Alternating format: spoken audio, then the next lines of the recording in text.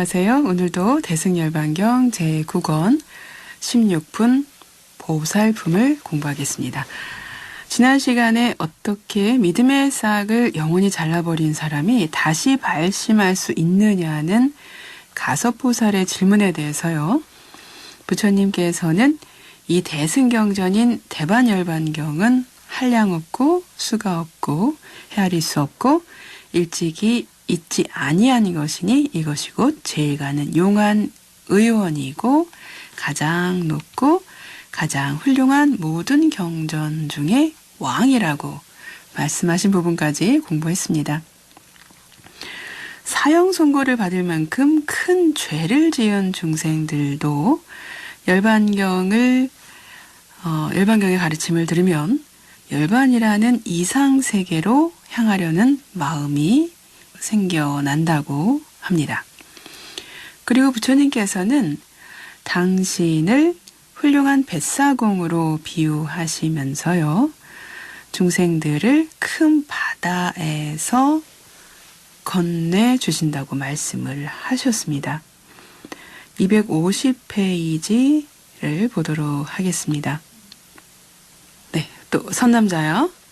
마치 큰 배가 바다에 떠서 이 언덕에서 저 언덕까지 갔다가 다시 저 언덕으로부터 이 언덕에 오듯이 열애의 정각도 그와 같아서 대반열반이란 대승의 배를 타고 왔다 갔다 하면서 중생들을 제도할 적에 간대마다 제도할 리가 있으면 모든 열애의 몸을 보게 하나니 이런 뜻으로 열애를 훌륭한 뱃사공이라 하느니라.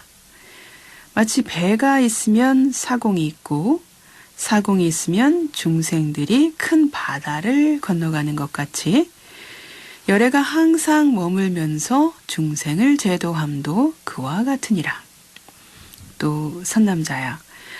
마치 어떤 사람이 바다 가운데서 배를 타고 건너갈 때에 만일 순풍을 만나면 잠깐 동안에 수많은 유순을 지나갈 수 있지만 순풍을 만나지 못하면 아무리 오래 있으면서 한량없는 세월을 경과하여도 있던 곳을 떠나지 못하다가 혹 파선이 되면 물에 빠져 죽게 되듯이 중생도 그와 같아서 어리석은 생사바다에서 무상한 배를 타고 있으면서 다행히 대반열반의 좋은 바람을 만나면 위없는 보리의 언덕에 빨리 다다를 수 있거니와 만일 만나지 못하면 한량없는 생사에서 오래오래 헤매다가 혹시 파괴되면 지옥, 중생, 악위에 떨어지느니라. 네, 부처님께서는 당신이 열반을 위해서 가르치는 법이 뱃사공과 같다고 하시면서요. 또 순풍과도 같다고 하셨습니다. 먼저 뱃사공은 배를 조종할 수 있는 사람입니다. 유능한 뱃사공인 부처님을 만나야만 안전하게 바다를 건너갈 수 있습니다. 뱃사공이나 선장에게 목숨까지 맡기는 어떤 강한 신뢰가 있어야만 안전한 항해가 이루어집니다. 부처님을 유능한 뱃사공으로 모신 이상 자신의 생명까지 맡기는 아주 전폭적인 신뢰가 있어야 생사의 바다를 무사히 건너 열반의 세계에 도달할 수 있다고 하시는 것입니다. 열반을 통해 가르치는 법은 순풍과도 같다고 하십니다. 목적지 방향으로 순조롭게 불어주는 바람이 있어야 하는 것이지요.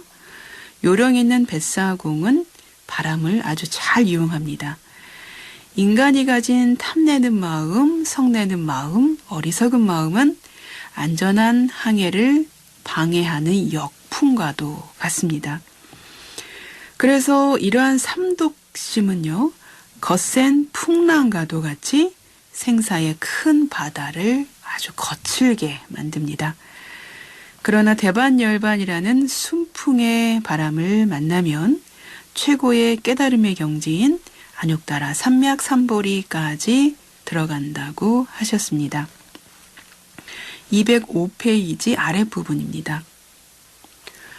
선남자여, 어떤 사람이 바람을 만나지 못하고 오랫동안 바다에 있으면서 생각하기를 우리가 이번에는 여기서 죽으려나 보다 하다가 문득 순풍을 만나서 순조롭게 바다를 건너고는 말하기를 통쾌한 바람이여 처음 있는 이래로다. 우리들로 하여금 편안히 바다를 건너게 하였다 하나니 중생들도 그와 같아서 어리석은 생사 바다에 오래오래 있으면서 곤궁하고 지쳐서 대반열반의 바람을 만나지 못하면 우리들은 아무래도 지옥이나 축생이나 아귀 갈래에 떨어지리라 하다가 뜻밖의 대승의 대반열반 바람을 만나서 순풍으로 안욕따라 삼맥삼보리에 들어가고는 비로소 참인 줄을 알며 기특한 생각으로 찬탄하기를 통쾌하다. 나는 예전부터 열애에 이렇게 비밀한 법장을 보고 듣지 못하였다 하면서 그제서야 대반열반경에 대하여 청정한 믿음을 내느니라.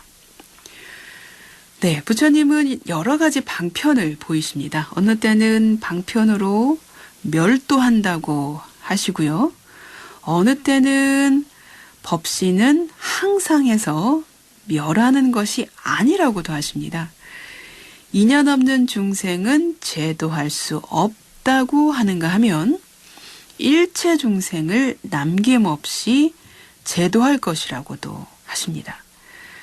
부처님께서는 방편이라는 이름으로 여러 말을 해서요, 중생들을 조금 어지럽게 하십니다. 부처님의 말씀을 들어보겠습니다. 206페이지 아랫부분입니다. 선남자여, 열애의 비밀한 말은 깊고 깊어 알기 어려우니라. 어떤 임금이 신하들에게 선다발을 가져오라 하였다. 선다바라고 하는 것은 이름은 같으나 실물은 내신이, 그 내시 무엇인가 하니 소금과 그릇과 물과 말, 타는 말입니다. 타는 말이다. 이런 네 가지 물건을 모두 선다바라 한다. 지혜 있는 신하는 이런 이름을 잘 이해해서 임금이 손이나 발을 씻으려 하면서 선다발을 찾으면 물을 받들고, 음식을 드시면서 선다발을 찾으면 소금을 받들고, 식사를 마치고 물을 마시려 하면서 선다발을 찾으면 그릇을 받들고, 거동을 하려 하면서 선다발을 찾으면 타는 말을 받든다. 이 지혜 있는 신하가 임금의 네 가지 비밀한 말을 잘 알듯이 이 대승경정도 그와 같아서 네 가지 무상이 있으니 대승의 지혜 있는 신하는 잘 알아야 할 것이다. 부처님이 세상에 나시어서 중생을 위하여 열애가 열반한다고 말하면 지혜 있는 신하는 이것은 열애가 항상한 줄로 생각하는 중생을 위하여 무상한 모양을 말하여 비구들로 하여금 무상하다는 생각을 닿게 하기 위함인 줄을 알아야 하며, 혹은 정법이 장차 없어진다고 말하시면 지혜 있는 신하는 이것은 열애가 즐거운 줄로 생각하는 중생을 위하여 괴로운 모양을 말해서 비구들로 하여금 괴롭다는 생각을 닿게 하기 위함인 줄을 알아야 하며, 또 혹은 내가 병이 들어서 대중이 파괴된다고 말하면 지혜 있는 신하는 이것은 열애가 내가 있다고 생각하는 중생을 위하여 내가 없다는 모양을 말해서 비구들로 하여금 나라고 하는 것이 없다는 생각을 닫게 하기 위함인 줄을 알아야 하며, 혹은 또 공한 것이 바로 해탈이라고 말씀하시면 지혜 있는 신하는 이것은 열애가 바른 해탈에는 25유가 없음을 말씀하시면서 비구들로 하여금 공한 생각을 닫게 하기 위함인 줄을 알아야 할지니라. 이런 이치로 바른 해탈을 공이라 이름하고 또 동하지 않음이라 이름하나니, 동하지 않는다 이름은 해탈 가운데는 괴로움이 없는 까닭으로 동하지 않는다는 것이니라. 바른 해탈은 모양이 없다 하나니, 모양이 없다는 것은 빛, 소리, 냄새, 맛, 다임, 뭔가 이렇게 감촉으로 닿는 걸 말하는 거죠. 다임, 따위가 없는 것이므로 모양이 없다는 것이며, 바른 해탈은 항상하여 변역하지 않나니, 해탈에는 무상한 시달림과 변역이 없으므로 해탈은 항상 머물고 변역하지 아니하며 서늘하고 서늘하다고 이름하는 것이니라. 혹은 모든 중생에게 열애의 성품이 있다고 말하면 지혜 있는 신하는 이것은 열애가 항상한 법을 말씀하시어 비구들로 하여금 정상, 바르고 항상한 법을, 정상한 법을 닦게 하기 위함인 줄을 알아야 할지니, 모든 비구들이 이렇게 따라 배우는 이는 참으로 나의 제자로서 열애의 비밀한 법장을 잘 이해하는 것이니, 저 임금의 지혜 있는 신하가 임금의 뜻을 잘 아는 것과 같은 줄을 알지니라. 선남자여, 저 임금도 이렇게 비밀한 말이 있는데 열애가 어찌 없겠느냐. 선남자여, 그러므로 열애의 비밀한 말은 알기 어려운 것이니 오직 지혜가 있는 사람이라야 나의 깊고 깊은 불법을 이해할 수 있는 것이고 세간의 범부들로는 믿을 수 없느니라. 네, 부처님께서 여러 제자들에게 같은 가르침을 주시더라도요, 그것을 받아들이는 개인이나 그룹의 근기에 따라서 그 가르침을 다르게 이해한다는 것입니다. 또한 부처님께서 각기 다른 근기를 가진 제자들에게 각기 다른 가르침을 주었다고 하더라도요, 그 여러 종류의 가르침이 같은 뜻으로 이해될 수도 있습니다. 지혜 있는 제자는 부처님께서 열반에 든다고 하더라도 진실로 열반에 들지 않는다는 것을 잘 압니다. 부처님께서는 세상이 항상하다고 말하는 사람에게는 무상함을 말씀하시고요. 열반에 든 부처님의 법신이 무상하다고 말하는 사람에게는 항상하다고 말씀하시는 것입니다. 세상이 즐겁다고 말하는 사람에게는 즐겁지 않다고 말씀을 해 주십니다. 나쁜 죄를 지을 염려가 있는 중생들을 경계하기 위해서는요, 그러한 죄를 저지르고 자포자기 상태에 있는 중생들을 구제하기 위해서 누구든지 부처님의 법신을 믿고 그것을 얻겠다고 발심하기만 하면 반드시 성불할 수 있다고 말씀해 주셨습니다. 다음은 대반열반경 경전에 대한 이야기인데요. 그 경전은 본래 인도어로 되어 있습니다. 그러한 인도 산스크리트어나 빨리어로 쓰여진 그런 경전이 중국에 들어와서 중국어로 번역이 되었고요. 중국어로 번역된 것이 다소 중국어로 번역된 것이 다시 한글로 번역이 되었습니다. 인도어 그대로 불교 경전을 읽더라도 1000명이 읽으면 그 1000명의 해석이 다 다르게 나올 수 있습니다. 그런데 중국의 불교 경전이 한글로 다시 번역이 되었습니다. 한글 경전을 읽는 사람도 자기의 소견대로 해석할 가능성이 아주 높겠지요? 여기서 우리는 의문을 가지게 됩니다. 불경이나 해설 서적이 원전의 취지와 완전히 일치하지 않거나 또는 읽는 사람이 원전의 취지를 바로 파악하지 못하는 점이 있으면 도대체 어떻게 되느냐는 것입니다.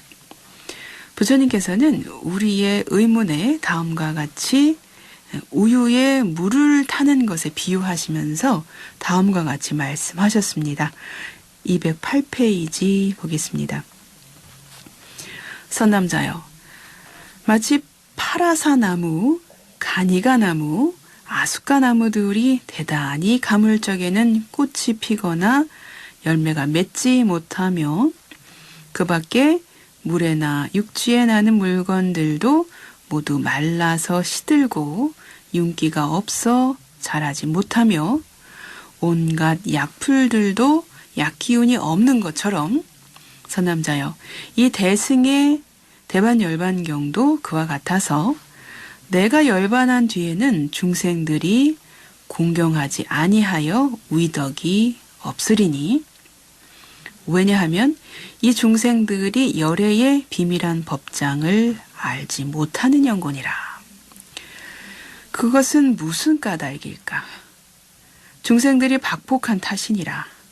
또 선남자여, 열애의 바른 법이 없어지려 할 때에는 나쁜 짓 하는 비구가 많아서 열애의 비밀한 법장을 알지 못하고 게으르고 태만하여 읽지도 외우지도 아니하며 열애의 바른 법을 선전하고 분별하지 못함이 마치 어리석은 도둑이 참 보배는 버리고 나무 토막을 쥐고 가는 것 같이 열애의 비밀한 법장을 알지 못하는 연고로 이 경에 대하여 게을러서 부지런하지 아니하리니 애달프다. 크게 위험한 다음 세상이 매우 두려우니라. 중생들은 이 대승 경전인 대반열반경을 듣고 지니지 아니하거니와 보살마하살들은 이 경에 대하여 진실한 이치를 이해하고 글자에만 집착하지 아니하며 이치를 따라서 중생들에게 연설하리라. 선남자여, 어떤 젖소 치는 여인이 우유를 팔 적에 이익을 많이 얻으려고 2분쯤 물을 타서 2분의 1쯤이겠죠. 2분의 1쯤의 물을 타서 다른 소치는 여인에게 팔았고 그 여인이 우유를 사서는 또 다시 2분쯤의 물을 다시 타서 도성에 가까이 사는 여인에게 팔고 그 여인이 또 2분쯤 물을 타서 성중에 사는 여인에게 팔고 또 그 여인이 2분쯤의 물을 또 더 타서 저작거리에 가서 팔았다. 이때 어떤 사람이 며느리를 맞으면서 좋은 우유를 구하여 손님들에게 이바지하려고 저작거리에 가서 사려 하는데 우유를 파는 사람이 값을 많이 불렀다. 사려는 사람이 말하기를 이 우유는 물을 많이 탄 것이어서 그 값어치가 되지 못하지만 나는 오늘 손님을 대접할 일이 있어서 사노라 하면서 사가지고 그 집에 가서 우유죽을 끓였으나 우유 맛은 별로 좋지가 않았다. 우유 맛이 별로 없지만 그 쓴맛보다는 1000배나 훌륭하니 왜냐하면 우유의 맛이 모든 맛 중에는 가장 훌륭한 까닭이니라. 네, 오늘 여기까지 해야 되겠습니다. 부처님의 유언을 마음에 새기면서 오늘의 경전 공부를 마치겠습니다. 형성된 것은 모두 소멸하기 마련인 법이다. 게으르지 말고 부지런히 정진하라.